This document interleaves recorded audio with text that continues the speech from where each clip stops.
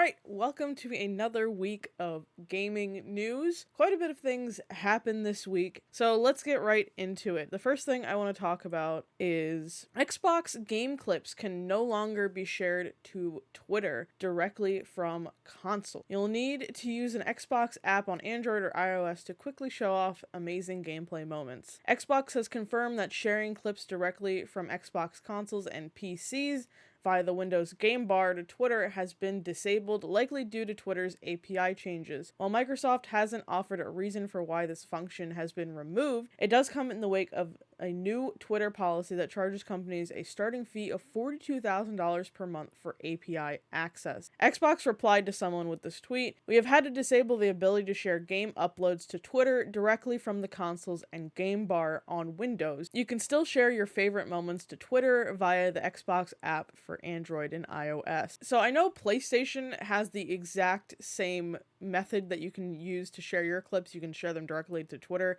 I'm wondering if Sony will also follow Microsoft. I forget if the Switch, I think you have to download them to your phone and then you can share them through Twitter. So I don't think Nintendo's gonna have a problem here, but PlayStation has the exact same clip sharing method, and it still works because I just uploaded a clip yesterday to my Twitter, but I'm curious if the support will stop anytime in the next week or if Sony really doesn't care and they'll just pay the fees. So PlayStation users can still have this feature. Let me know down in the comments if you actually use this feature a lot. I rarely use it, but I do use it to share like Overwatch clips to my YouTube. So when I was first researching into the story, I didn't know that these were two separate games coming out. I first saw the game unrecorded on Twitter. I saw clips of it blowing up, and if you don't know, Unrecorded is a tactical shooter which is set to offer players one of the most brutal and authentic experiences yet, if its first gameplay trailer is anything to go by it. So I'll play the trailer in the background here.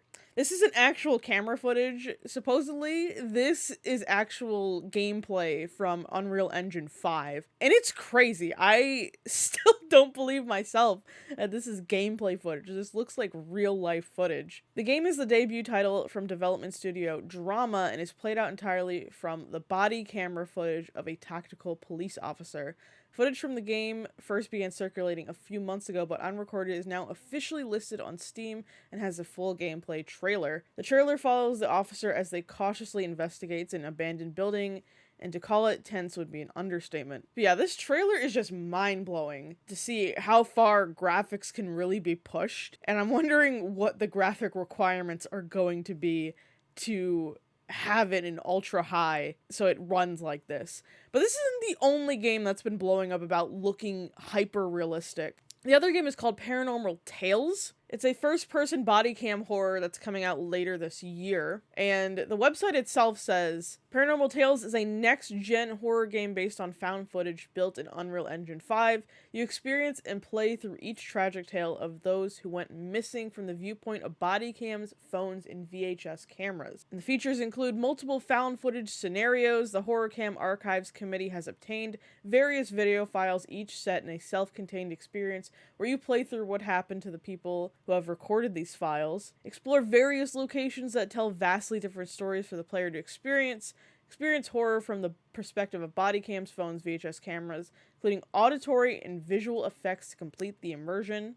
This game is developed with a sense of hyper-realism to create a visually stunning and memorable experience powered by Unreal Engine 5. Jump scares, yes. Nervous breakdowns, yes. Anxieties, yes. Spiders, maybe. So, because the name of the game is called Paranormal Tales, some people have been making comparisons to PT, the demo that came out in 2014. I can't believe it's 9 years ago. Also, because of the name being Paranormal Tales, so it relates to PT, but also the gameplay looking similar when you enter this house in this part of the trailer. Let me know if you're going to play either of these games, if you're excited for these games, or if these are just way too realistic for you to play. So some Square Enix AI news, but I don't think it's all that bad from what I've been reading about. Square Enix AI tech preview the Portopia serial murder case. So I first heard about this from Wario64 on Twitter.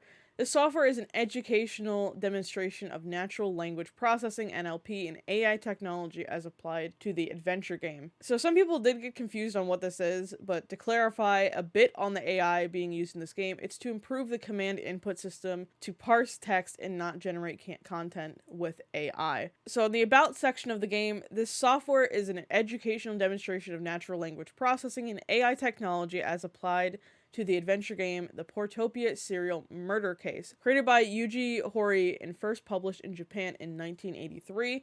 At the time of the game's original release, most adventure games were played using a command input system, where the player was asked to type in text and decide the actions of their character. Free text input systems like this allowed players to feel a great deal of freedom. However, this did come with one common source of frustration: players knowing what action they wanted to perform, but being able to do so because they could not find the right wording. This problem was caused by the limitations of PC performance and NLP technology of the time. 40 years have passed since then, and PC performance has drastically improved, as have the capabilities of NLP technology. Using the Portopia serial murder case as a test case, we'd like to show you the capabilities of modern NLP and the impact it can have on adventure games, as well as deepen your understanding of NLP technologies. So for those wondering, NLP is natural learning processing. It's a technology that allows computers to glean meaning from natural language, the kind of language that we use in daily communication. Deep learning conducted on a large set of text data make it possible for the system to understand complex text input to generate responses comparable to those written by human beings. So this doesn't seem like a bad use of AI. It's more of, because it's frustrating to figure out a specific chain of words for the game to continue, this is going to solve the problem. It's not out yet. I mean, by the time I put this video out, it might be. It says at the time of recording this at 9:35 in the morning that it has 1 hour until it releases. I'm kind of curious, and I kind of want to play it. If I do, I'll either stream it or record it, because this does seem like an interesting kind of tech demo. But let me know what you think of the game down in the comments.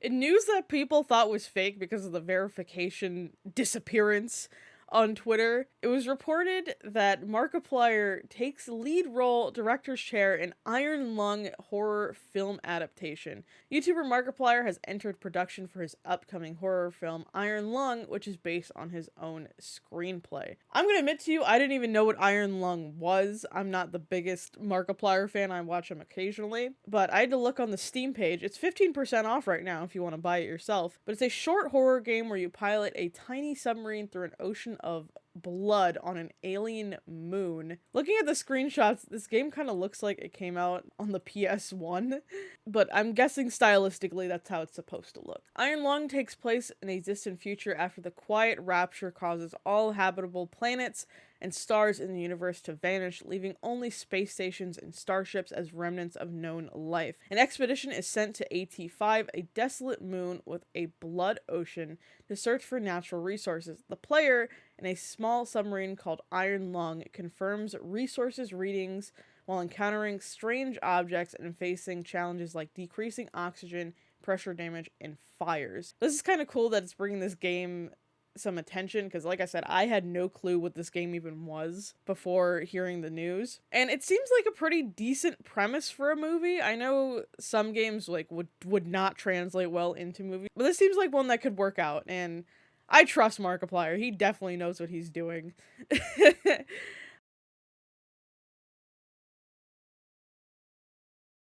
Advance Wars 1 and 2 Reboot Camp is finally getting in the hands of Switch owners, but those who use My Nintendo are running into issues with earning gold points from the game. Now, this game was delayed many times since being announced from Nintendo's E3 2021 Direct. It was originally set to be available in December of 2021, but it just finally came out on April 21st. Some who bought the game physically and tried to earn gold points on My Nintendo have run into issues. Gamers have reported not being able to register their physical copies of Advance Wars 1 and 2 Reboot Camp through My Nintendo despite the game being brand new.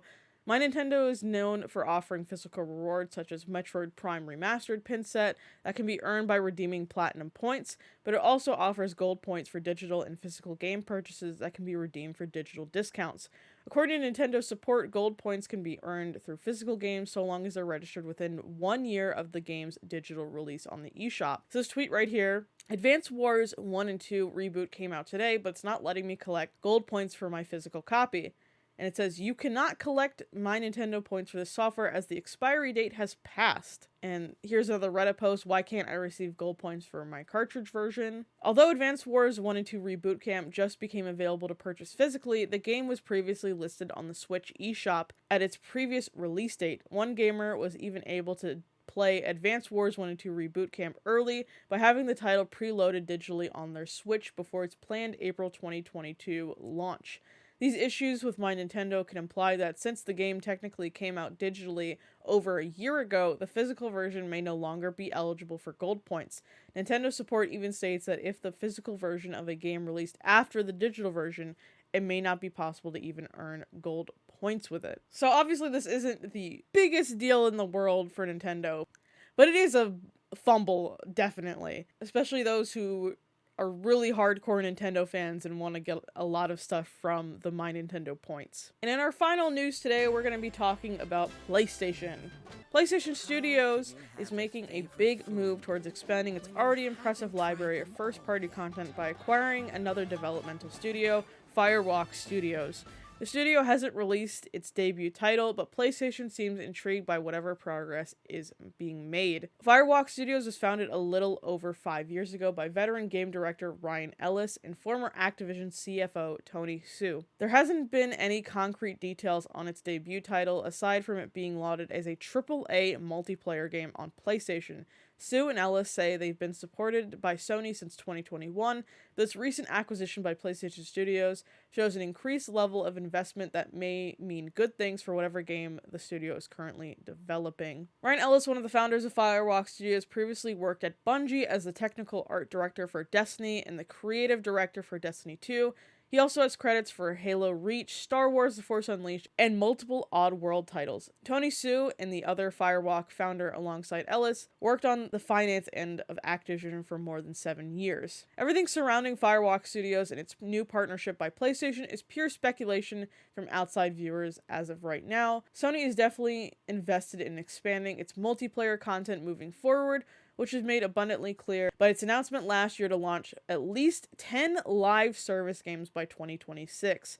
Its single-player catalog is one of the most fearsome in the industry right now, with franchises like God of War, Horizon, and Spider-Man, and not to mention The Last of Us. Yeah, you can say that Sony was definitely lacking on the multiplayer-only games, because there's a lot of great single-player titles, and I think a lot of people think of Sony as the best with single player adventure titles, because one of my favorite games is Spider-Man and Spider-Man Miles Morales. Those are excellent games, and I absolutely recommend those ones if you haven't already played them. So it seems Sony is trying to cover all of their bases now and giving you more reason to go out and buy a PlayStation. So if single player experiences aren't your thing, Sony is definitely going to have you covered by 2026, it seems. I don't know about all those live service games. I'm going to be honest, I feel like live service is on a decline with popularity because people have already found their major live service games. And with the recent flops with some of Square Enix's, I don't know if pushing out this many live service games